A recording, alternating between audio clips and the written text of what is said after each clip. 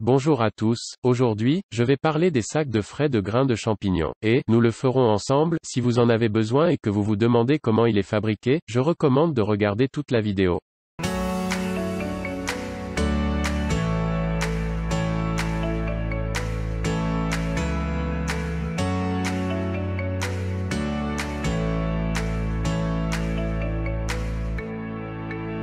Ces sacs sont nos plus grandes aides lorsque vous travaillez avec des cultures liquides, mais dans certains pays les prix sont chers et il faut du temps pour les faire venir de l'étranger. Il s'agit d'un couvercle de bocal filtré en PTFE que nous utilisons dans la propagation de la culture principale, et c'est ce que nous utilisons dans le processus d'inoculation directe du grain. Ils ont l'air très simples, mais ils ont des fonctions très importantes. J'expliquerai comment les faire plus tard. Parlons d'abord de ces sacs. Ces sacs sont fabriqués en polypropylène. Ils sont aussi appelés sac-op ou CPP. Ils sont étirés dans le sens transversal ou longitudinal ou dans les deux sens. Ce processus augmente la dureté des sacs. Les sacs originaux sont également fabriqués à partir de ce matériau. Ce sac ne s'étire pas du tout, nous allons travailler avec ce matériau. Ceux-ci peuvent également être scellés avec un scellant à chaud. Nous ferons un port d'injection à un tiers de celui-ci, et nous ferons un filtre EPA à l'autre tiers. Le silicone que nous utilisons est le silicone RTV, ils viennent aussi dans des couleurs noires et grises. Je préfère la couleur rouge car elle rend mieux. C'est un matériau que l'on trouve sur les marchés de la construction. J'ai pressé le silicone du gros tube dans la seringue pour une application facile, parce que vous pouvez le contrôler plus facilement. C'est le matériau que nous utiliserons dans le filtre EPA. Vous pouvez l'acheter en ligne très facilement. Je ne sais pas combien sont les prix dans les conditions d'aujourd'hui. C'était très bon marché quand je l'ai acheté. Donc pour coller ce filtre, nous utiliserons un pansement médical.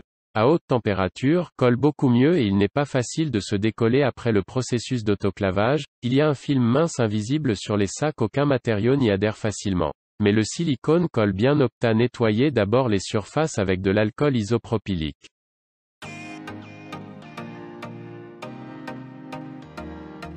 Nous pressons le silicone ici, lentement.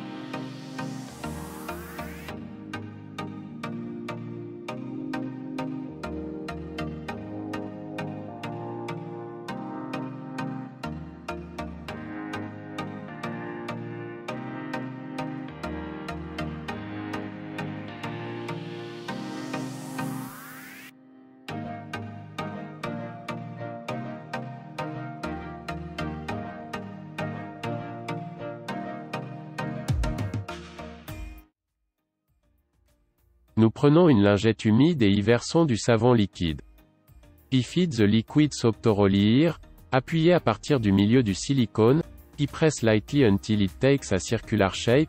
Vue de côté, 3-4 mm d'épaisseur.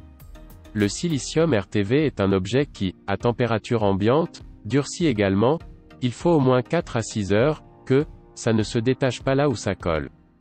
Les silicones ont durci, ça colle plutôt bien aussi. Nous allons ouvrir ici un trou d'1 cm de diamètre. J'ai un pistolet à souder, je le chauffe. C'est bien. De cette façon, les trous que nous faisons ne se déchirent pas, les bords fondent et s'épaississent, ils ne se déchirent face à aucune force. Ça devient durable. Je vais d'abord essuyer ces endroits avec de l'alcool, j'enlèverai la peinture d'ici.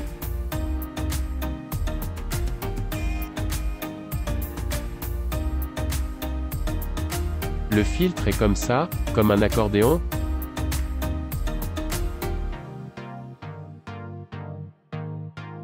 Un centimètre chaque partie.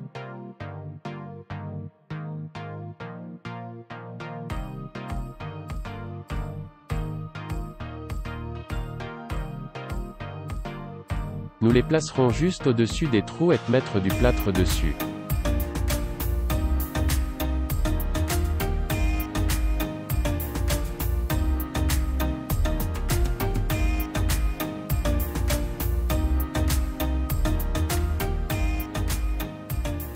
J'applique une pression avec mon doigt pour que ça colle bien.